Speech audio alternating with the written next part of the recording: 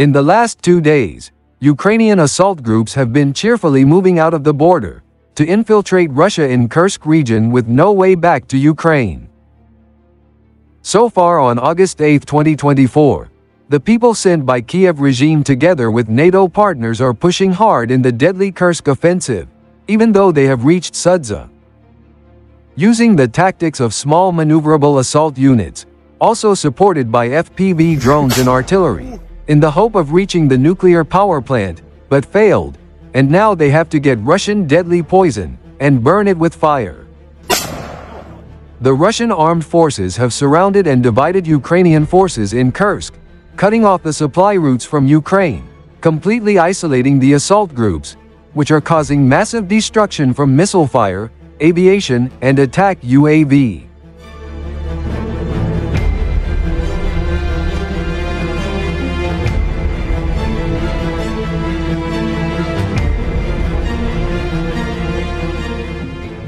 The video of the attack was published by the Russian Defense Ministry on the concentration and column of Ukrainian vehicles on the border, which was rushed to be destroyed by Iskander missiles.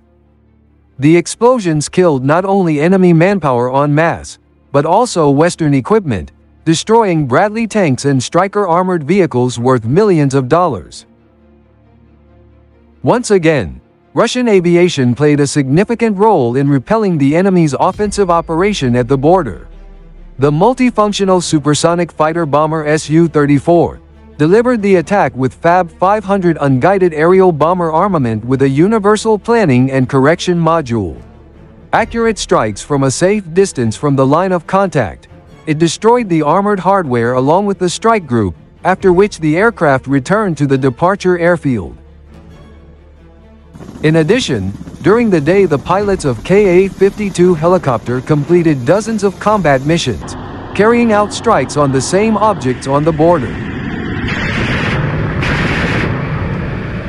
According to the reports of the forward air controllers, all the assigned targets were successfully hit. The strikes were carried out with S-8 unguided missiles and Vikhr guided missiles against detected targets. After using the air-launched weapons, the crew performed an anti-missile maneuver, released decoy flares, and returned to the departure airfield.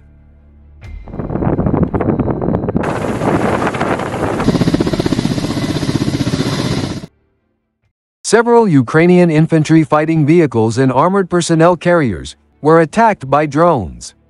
An American HMMWV combat vehicle piloted by an Ukrainian driver is seen at Sudza border. Here Russian servicemen have objective control footage from the attack drone operator, dropping BOG grenades on enemy infantry, dismounting from the armored vehicle near Kurilovka village. While Lancet drone, carrying out strikes on Ukrainian armored hardware concentration area, at least 6 tanks were destroyed. Objective control footage shows one Kursk armored fighting vehicle, also being grilled by Lancet flying munition. Now, heavy losses are being counted as a result of the massive Ukraine-NATO suicide attack, in an attempt to divert attention from the crumbling front line in the east, where Russian forces are advancing in many areas. Of the approximately 1,000 people who crossed the border, 315 were killed or wounded, 54 armored vehicles were destroyed, including 7 tanks, a rare commodity for Ukrainian troops. Chief of the General Staff to President, General Gerasimov reported at a meeting with Vladimir Putin that the advance of the armed forces of Ukraine into Kursk region has been stopped. The operation will end with the defeat of the enemy and the re-establishment of the state border.